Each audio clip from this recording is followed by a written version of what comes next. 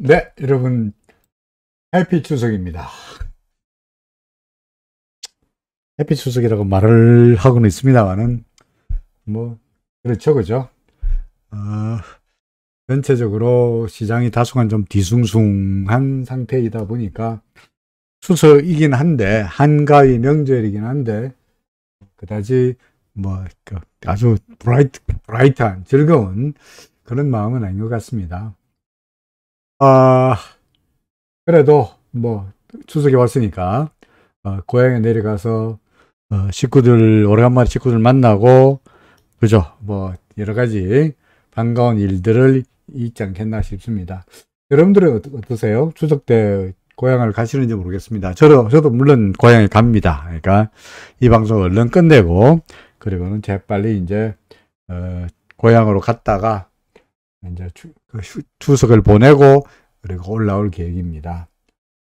연휴에, 우리는 연휴입니다만은, 또 미국 시장은 열리긴 합니다만은, 연휴에, 그 사이에 미국의 FOMC 의장인 제롬 파월 의장의, 연설이 현재 예정되어 있고요. 그거 말고는 뚜렷하게 중요한 경제 지표가 없죠, 그죠?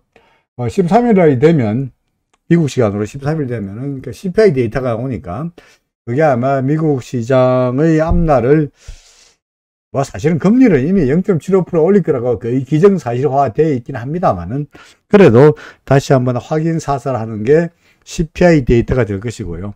그 이전까지는 제롬 파월 의장의 이야기 말고는 그다지 중요한 이벤트가 없고, 그러다 보니까, 제롬 파월 의장은 지난번 잭슨홀 미팅에서 시장의 기대를 산산히 무너뜨리는 상당히 강경한 매파적인 이야기를 했고요. 그리고 그 이후에 발표되는 중요한 경제 지표가 없다 보니까 새삼스럽게 지난번에 내가 말한 게 잘못이었다. 이번에는 그게 아니고 우리 금리 왕창 내릴 거야 라고 이야기할 가능성은 없지 않겠나 싶습니다. 그러니까 시장에 미치는 영향력은 새롭게 할 이야기가 별로 없다 보니까 이제는 그다지 없을 것 같고요. 따라서 추석 연휴에는 큰 이벤트 없이 그냥 시장이 오늘 금요일 미국 시장, 그리고 다음 주 월요일 미국 시장, 그다지 큰 이벤트 없이 지나가지 않겠냐라고 기대해 봅니다. 어떻게 됐든 간에, 미국 시장은 미국 시장입니다만은, 우리 시장은 그래도 오늘은 조금 올랐죠. 사실은 간밤에 미국 시장의 급등세라기 좀 그렇습니다만은, 다우가 한 450포인트 좀 올랐고요. 그리고 나스닥도 한 250포인트 올랐고, 다우는 나스닥 지수의 상승세를 본다면 우리 시장이 기캐야 7포인트 0.33% 올라간 게 정말 눈물나게 올랐으니까 정말 마음이 안 듭니다만은, 오늘이 선물 옵션 만기일이고, 그죠?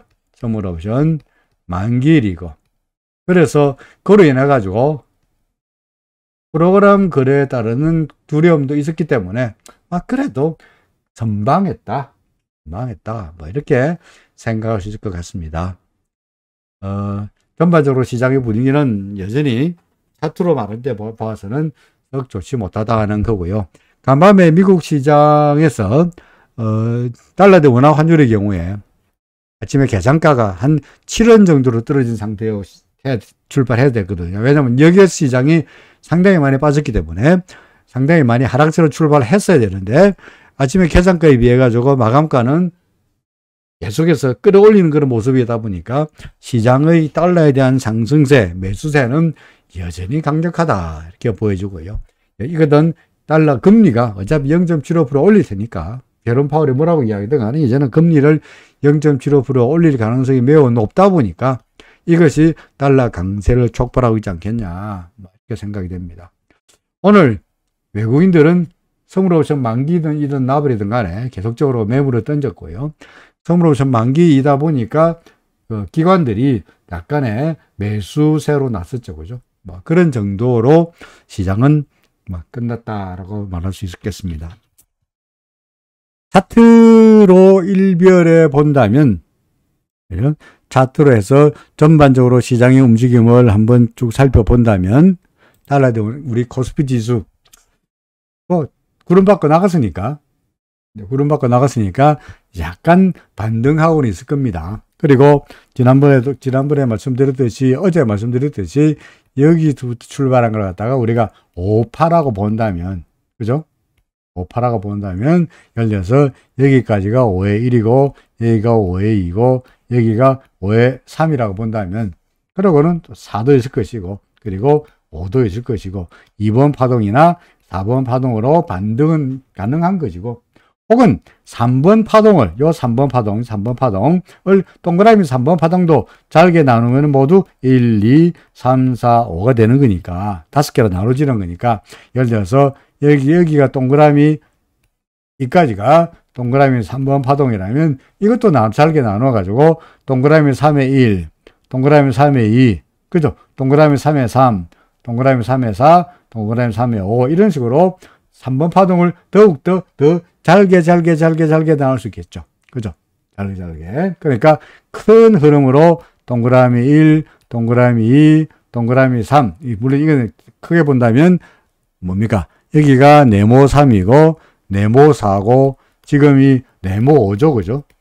네모 5 중에서 큰 네모 5 중에서 동그라미 1, 동그라미 2, 현재 동그라미 3 파동인데 동그라미 3 파동도 충격 파동이니까 5개로 나눈다면 하나, 둘, 셋, 오늘 조금 오른 게 동그라미 3에 1, 3에 2, 3에 3, 3에 4이지 않겠나라고도 말할 수 있겠죠. 어제도 똑같은 이야기 했습니다만은 주가란 게 끝없이 떨어지거나 끝없이 올라가지 않고요. 원위로 떨어지지 않고 내려가고 올라가고 이렇게 파동을 만드는 거죠. 그러니까 하락 파동일지라도 중간중간에, 그죠? 중간중간에 반등은 나타나기 마련이죠. 하지만 하락 파동과 상승 파동의 결정적인 차이가 뭡니까? 상승 파동의 경우에는 상승할 때 올라가고 떨어집니다만은, 그죠? 많이 오르고 조금 떨어지고 많이 오르고 상승 폭이, 그죠? 하락폭보다 크게 나타나는 게 상승 추세죠. 그죠? 반면에 하락 파동은 원위로 떨어지지 않고 떨어지다 조금 오르고 떨어지고 이렇게 움직입니다만은 이 반등 파동이, 그죠? 하락 파동의 경우에는 거꾸로 어떻게 됩니까? 상승폭에 비해서 하락폭이 더 크게 나타나죠. 그죠? 그죠? 예를 들어서 100포인트 떨어지고 30포인트 오르고 70포인트 떨어지고 10포인트 오르고, 그죠? 이런 식으로 움직이는 게 하락 파동의 정적인 성격이죠. 그죠? 그러니까 오늘 올랐습니다만은 이것 가지고 어제까지가 바닥이고 지금부터 브라이트한 보람찬 상승세가 나타난다고 말하기에는 어불성설이고, 이거 여전히 상승과 하락으로 이어지는 파동을 형성하고 있는데, 그 중에서 오늘의 약간의 반등은 그냥 파동 중에서 동그라미 1, 동그라미 2, 동그라미 3 파동 중에 첫 번째 1, 첫 번째 2, 여기가 3이군요. 네 번째 파동 내지는 두 번째 파동 정도라고 이야기할 수 있지 않겠나 싶습니다. 그러다가 아직 여전히 우리는 갈 길이 멀죠. 그죠? 아직까지 갈 길이 멀고, 물론 이 파동을 정확하게 우리가 데이트 데이트로 따라가는 게 어렵긴 합니다만은 야간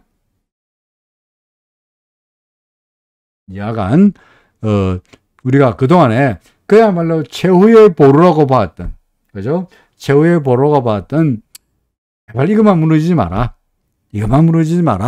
했던 여러 가지 수준들, 예를 들어서 이것만 무너지지 마라. 2417이 좀 맞죠? 17. 그 다음에 이것만 무너지지 마라. 2300 뭡니까? 67. 이게 다 무너지고 말았으니까.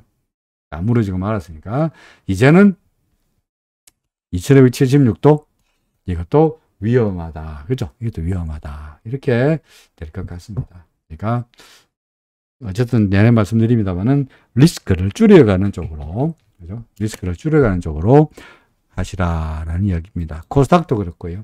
그죠? 코스닥도 그렇고. 그리고 말씀드렸듯이 예를 들어서 코스피 지수가 이렇습니다만은 얼핏 보기에 구름에서 딱 달려있는 것 같습니다만은, 지수로 본다면 구름에서 달려있는 것 같습니다만은, 이걸 갖다가 우리가 달라있는데 예를 들어서 지수 중에서 달러 환산 지수가 보이시죠? 그죠? 달러 환산 지수로 해가지고 코스피 지수를 종가 기준으로 코스피 지수를 달러 환산 지수로 계산하면은 그래프를 나타내면 어떻게 되느냐. 이렇게 되어 있죠. 그죠? 이미 오늘 현일의 주가는 지난번 저점보다 더 한참 아래쪽에 있고, 그죠? 환율을 따져가지고 달러까지 계산해가지고 달러로 환산했을 때 현재의 주가는 계속적으로 저점을 갱신하고 있죠. 그죠? 신저점을. 계속적으로 저점을 갱신하고 있습니다. 그러니까 외국인 입장에서 본다면, 외국인 투자자 입장에서 본다면, 이런 시장에서 뭐 매수의 의욕이 있을 수가 없다는 거죠. 그죠? 오늘은 달러도 워낙 환율이 떨어졌습니다만은, 한 3원 정도 떨어졌습니다만은, 오히려 그럼에도 불구하고 여전히 현재의 지수는 달러로 환산했을 때 외국인들이 볼 때는 결코 매력적이지 않는 매력적인 상황이라고 볼 수가 없죠. 달러도 워낙 환율이 갑자기 크게 떨어져가지고 원화가 갑자기 강세가 된다는 보장만 있으면 좋겠습니다만은, 예를 들어서 환율에서 이야기 미래 한다면 유로 환율 여전히 페리티 밑에서 0.999 밑에서 페리티 1대1 밑에서 움직이고 있고요. 그죠? 그 다음에 지금 달러 대 엔화 같은 경우에는 140이 문제가 아니고, 그죠? 140이 문제가 아니고 144.991 아닙니까? 그러니까 145까지 갔죠. 통상적으로 과거에, 요즘은 그닥 맞지 않습니다만은 통상 엔화 대 원화의 경우에는 대개 10원, 1엔이 10원 또는 1엔이 100엔이 1000원. 그죠? 이게 일반적인 그 비율이었거든요. 그러니까 예를 들어서 달러 엔이, 그죠? 달러 엔이 120이면 달러 원 환율이 1200이 되는 게 보통이었다고요. 그렇죠. 보통이었죠. 근데 지금은 이런 식으로 본다면 달러 엔화 달러 엔화가 145라면 달러 대 원화 환율은 달러 엔화 대 원화 환율이 10대 1의 비율을 유지한다면 우리나라 달러 대 원화 환율은 얼마까지 가도 괜찮다 그러면은 1450원까지 가도 이상할 게 없죠. 달러 대 엔화 환율이 이런 상황에서는. 오늘 환율이 1300 얼마입니까? 80몇 원입니다만은 앞으로 여전히 1400원의 문제가 아니고 어떻게 본다면 더 올라갈 수 있는 여력도 있을 것 같다라는 말이고요. 위안화, 그죠? 런민비, 어제도 말씀드렸습니다만은 런민비 계속적으로 올라가고 있죠. 그죠? 6.77입니다. 이거는 이제 인민은행이 환율을 고시하는 위안화여서 6.7799이긴 합니다만은 그게 아니고 해외 시장에서, 국제금융시장에서 자유롭게 거래되고 있는 CNH, 달러 대 CNH는 홍콩에서 거래되고 있는 런민비거든요. 그죠? 런민비, 홍콩에서 거래되고 있는 런민비는 시장에서 자유롭게 거래되고 있는데, 이 시장에서 자유롭게 거래되고 있는 위안화의 환율은 어제 6.9971까지 갔습니다. 6.9971까지 갔습니다. 그러니까 이 민은행이 고시하는 환율은 6.97 정도입니다만은 이거 CNY라고 그러죠. 본토에서 거래되는 게 CNY인데 이거는 CNH라 그래서 홍콩에서 거래되고 있는, 그죠? 홍콩에서 거래되고 있는, 자유롭게 거래되고 있는 환율은 6.9971, 7위안하고 7위안에 대비해서 얼마 남았습니까? 0.0029포인트밖에 안 남았죠. 그죠? 0.0029포인트 안 남았습니까? 7위안밖에 안 남았으니까 소위 그 중국에서는 소위 빠오치, 그죠? 빠오치, 그러니까 7위안 레벨을 뭡니까? 지켜라. 그러니까 7위안 이상 넘어가지 말도록 지켜라. 라고 하면서 심지어 인민은행에서 외화 지준 금리를, 그죠? 외화 지준율을 8%였다가 6%로 떨어뜨리는 그런 모습을 보이기도 했죠. 어떻게 하든 간에 달러를 시중에 좀 많이 풀어가지고, 그죠? 풀어가지고 했습니다. 예, 맞습니다. 예를 들어서 CNY하고 CNH하고가, 예를 들어서 CNY가 6.97인데 CNH가 6.99 같으면, 그죠? CNH가 싸죠. 이게 싸죠. 이게 싸다고. 그러니까 이거 사고 동시에 CNY를 팔면은 가만 앉아가지고 0.02만큼의 수익을 얻을 수가 있습니다. 많은 전제는 뭐냐니까 CNY하고 CNH가 왔다 갔다 할 수 있다는 전제하에서가 CNY와 CNH의 환율 차이를 이용할 수 있는 거래가 되겠죠. 그런데 어떻게 되어 있느냐? 근본적으로 왜 CNY하고 CNH하고 환율이 다르나? 왜 다릅니까? 얘는 6.99인데 얘는 왜 6.97이나 차이가 뭡니까? 여기에서 이로 갈 수가 없어요. 그러니까 본토 CNY 본토에서 일단 홍콩으로 한번 위안화가 탈출을 하고 나면 도망치고 나면 다시는 본토로 복귀가 안 돼요. 그러니까 이 두 개를 CNY를 사고, 예를 들어 싸니까 사고 CNH를 팔아가지고 CNH를 사고 CNY를 팔아가지고 하는 어떤 차익을 챙기는 거래가 이론적으로는 가능하지만 현실적으로는 어떻게 한다고요? 불가능합니다. 이렇게 할 수는 있어요. 어떻게 할 수 있냐면 이 두 개, 어차피 두 개가 비슷하게 움직이니까 이 볼 때 CNY는 6.97인데 CNH는 6.99네. 그럼 두 개가 붙는다면 CNY가 상승하든지 가치가 강해지든지 아니면 CNH가 가격이 비싸지든지 아니면은 CNY가 좀 가격이 싸지든지 그래야 두 개가 붙을 거 아니겠어요. 그죠? 그래서 그걸 이용해 가지고 CNH가 좀 싸네 해서 이것만 일단 사놓고 그죠? 그리고는 기다리는 이렇게 되기를 두 개가 같아지기를 기다리면서 버티는 이런 거는 가능할지 몰라도 이거는 차익 거래가 아니죠. 예를 들어서 무슨 식이냐면 이런 식이죠. 예를 들어서 한국하고 미국하고 있는데 예를 들어서 한국하고 미국하고 거래가 안 되는데 한국에서 거래되는 삼성전자는 6만 원이고 그래서 미국에서 거래되고 있는 삼성전자는 예를 들어 7만 원이 돼요. 예를 들어서. 그러면 우리는 어떻게 하면 돈을 버느냐? 한국에서 재빨리 사면서, 그죠? 미국에서 재빨리 팔면은 수익을 내겠지만 이 한국과 미국의 거래가 맡겨가지고 두 개가 왔다 갔다 안 된다 그러면은 아무 소용 없잖아요. 그죠? 대신에 어떻게 할 수 있느냐? 한국은 가격은 삼성전자 6만 원인데 미국께 7만 원이니까 한국께 미국 똑같은 삼성전자인데 싸잖냐? 그러니까 이게 싸니까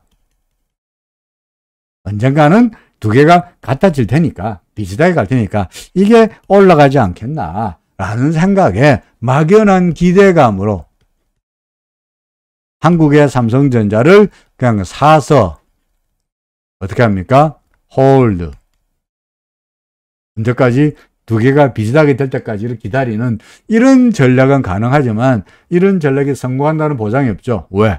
미국의 주가가 7만이 아니고 도로 이게 두 개가 같아지는데 삼성전자가 7만 원 되는 게 아니고 이게 올라가서 같아지는 게 아니고 미국의 7만 원, 6만 원으로 떨어져 버리면은 이게서 이게 6만 원에 싸다 그래 산다 해서 수익이 되는 거 아니잖아요. 그죠? 그러니까 이렇게 되니까 두 개가 CNY와 CNH가 서로 벽이 있는 한 이런 차익을 이용한 아비트라지가 불가능합니다. 비슷한 예로 중국 같은 경우에 A주가 있고요. 그죠? B주가 있죠. 그죠? A주와 B주. 이거는 위안화로 거래되는 그 본토가, 그죠? 본토, 중국 사람이, 그죠? 중국 사람이 거래할 수 있는 주식 시장이고, 샹하이에. 그리고 상해입니다. 상해에 A주와 B주가 있어요. B주는 이거는 외국인이 거래할 수 있는 거예요. 달러로 거래돼요. 그러니까 똑같은 핑하바오셴, 평안보험 같은 경우에 A주에 상장되어 있는 핑하바오셴의 주가하고 B주에 상장되어 있는 핑하바오셴의 주가가 달라요. 심지어는 한 2배 정도 차이가 나요. 예를 들어서 핑하바오셴의 A주가 100달러라고 A주에 있는 핑하바오셴은 100달러인데 B주에 100달러 같은데 B주에 있는 핑한 바오시엔의 주가는 $50일 수도 있어요. 그러면 B주 사가지고 A주에 재빨리 팔면은 더블을 먹겠네. 안 됩니다. 왜? 두 개가 이렇게 A주하고 B주하고 뭐가 되죠? 벽이 쳐져 있기 때문에 왔다 갔다 할 수가 없어요. 안 됩니다. 그러니까 그게 이제 중국은 아직까지는 금융시장 실물 경제에 비해 가지고, 그죠? 실물 경제에 비해 가지고 자본 시장이 발달되지 못했기 때문에, 여러모로 돈을 잘만 이용하면은 돈을 벌 수 있는 구멍이 숭숭숭 나 있습니다만은 아직은 어렵죠. Anyway, 다시 돌아가서. 그러니까 환율로 말한다면, 다시 위안화, CNH가 홍콩에서 거래되고 있는 CNH가 이거는 중국 인민은행에 입김이 닿지 않는 자유경쟁시장의 위안화 환율이 거의 7위안화까지 가 있고, 달러의 동원화 환율은, 달러의 엔화 환율은 145를 바라보고 있고, 그런 상황이다 보니까, 이런 상황에서 오늘 주가 환율이 조금 떨어졌다 그래서, 그로 인해 가지고 달러 환율이 조금 떨어졌다 그래서, 야, 이제 끝났다. 이제 1400 안 가고, 1488은 40전에 우리 영원히 볼 수 없는 환율이고, 앞으로 떨어질 거다. 라고 말하기에는 아직은 뭐라고요? 성급하다라고 말할 수 있죠. 그러니까 엔화 환율이 144까지 145까지 갔으니까 1대 10 경우에 1엔이 10원 정도, 100엔이 1000원 정도 되는 이런 과거에 오랫동안 황금 비율, 오랫동안 유지됐던 비율을 고려해 본다면 현재 우리나라 달러에 대한 환율은 그냥 감정적으로 뭐 이론이 들어간 건 아니고 감정적으로 1달러가 1450원까지 가도 되지 않겠냐 하는 생각도 드는 겁니다. 뭐 이래저래 시장은 여러 가지로 별로 안 좋아 보인다 그런 말이 됩니다. 그죠? 나스닥 100 지수 간밤에 우리의 기도와 희망대로 아슬아슬하게 구름 하단에서 딱 걸렸고요. 그죠? 살짝 반등하는 모습인데 아직까지 안심하기에는 이르죠. 구름도 안 넘어갔고 기준선도 안 넘어갔고 후행서편이 여기 있고 그러니까 약간의 반등. 마찬가지로 하락하다가 반등하고 하락하다가 반등할 수 있을 테니까 이것 가지고 좋다라고 말할 수 없고요. 더구나 삼성전자, 하이닉스 등등의 반도체 지수에 우리나라 반도체 주가에 영향을 미치는 필라델피아 반도체 지수는 그래도 이것도 마찬가지로 반등했습니다만은 이거 우리가 어떻게 해석하느냐? 구름이 더 내려왔으니까 구름 근처까지 돌아가는 소위 눌림목, 구름이 튼튼한가 안 튼튼한가 테스트 해보려 올라가는 소위 뭡니까? 눌림목의 과정이다라고도 말할 수 있죠. 그죠? 통상적으로 주가가 구름 밖으로 나오면은 구름 근처까지 갔다가 구름을 한번 테스트 해보고 뭐 올라가면 다행입니다만은 그렇지 않고 다시 밀릴 수도 있으니까 지금은 구름과의 간격을 좁히려는 그런 움직임이지 뭔가 새롭게 이것 가지고 이제 올라간다라고 말하기에는 여전히 성급해 보인다라는 말이 됩니다. 전반적으로 시장은 뭐 그렇습니다. 그죠? 뭐 오늘 주가가 살짝 올랐습니다만은 더구나 그것도 인해 가지고 시장이 광분할 일은 아닌 것 같고요. 또 하나 참 오늘 그 선물 옵션 만기이다 보니까 오늘 선물 옵션의 만기일인데 그죠? 만기일인데 오늘 사실은 왜 시장이 이렇게 비질비질했냐 더구나 프로그램 거래를 본다면 이 프로그램 거래입니다. 프로그램 거래를 본다면 거래소에서 오히려 4천억 이상의 매물이 나왔죠. 그죠? 매물이 나왔습니다. 힘이 어떻게 돼 있냐니까 예를 들어서 우리 그 선물 거래소 설명했습니다만은 현 선물의 차익 거래의 경우에 예를 들어서 매수 차익 거래가 있고 매도 차익 거래가 있죠. 그죠? 매수 차익 거래가 있고 매도 차익 거래가 있습니다. 매수 차익 거래는 어떻게 하느냐? 현물은 사고, 그죠? 현물은 지우고 새로 그려야 되겠네요. 자, 매수 차익 거래. 저는 현물은 매수하고, 그죠? 선물은 매도하는 거래이고요. 반면에 매도 차익 거래는 현물은 매도하고, 그죠? 선물은 매수하는 이게 이제 매도 차익 거래입니다. 그럼 매수 차익 거래, 매도 차익 거래가 어떻게 되는, 언제 일어나느냐? 선물 가격이, 이게 이 이론 가격 대비해서 싸니까 선물을 사고 현물을 팔고요. 이런 거래를 뭐라요? 현물을 파니까 매도 차익 거래이고요. 반대로 선물 가격이 이론 가격보다 비싸면 선물은 팔고 현물을 사니까 무슨 거래? 매수 차익 거래가 됩니다. 근데 이때까지 어떻게 됐냐니까 선물 가격이 이론 가격보다 쌌어요. 그러니까 무슨 거래가 많았냐니까 전부 무슨 거래? 현물은 팔고 선물은 사는 무슨 거래? 매도 차익 거래만 잔뜩 했어요.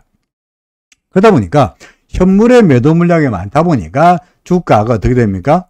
떨어지는 그런 요인이 됐죠. 그죠? 이게 이때까지 왔던 거야. 자, 오늘이 만기이래요. 자, 그러면 현재 선물을 사놨는데 오늘은 만기되니까 어떻게 합니까? 이건 사라져요. 이게 사라지죠.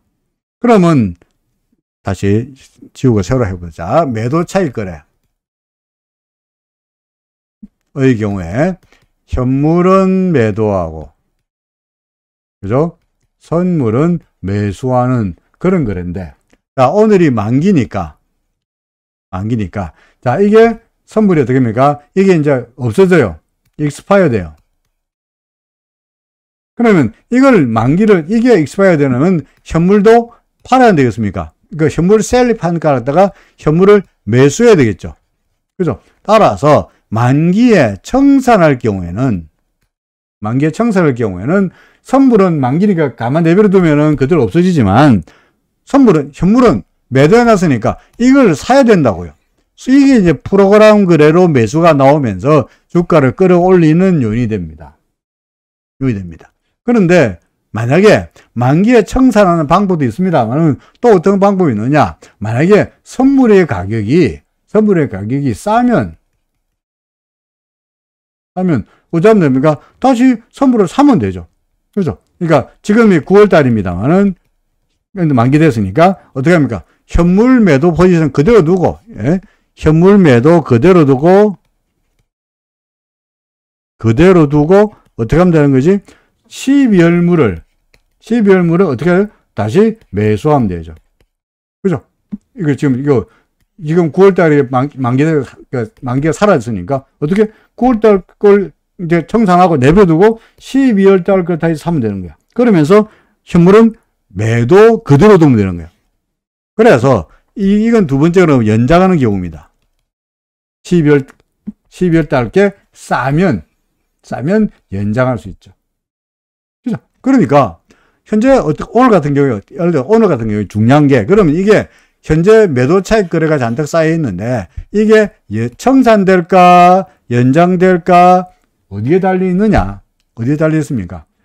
선물 가격이 12월물 가격이 싸면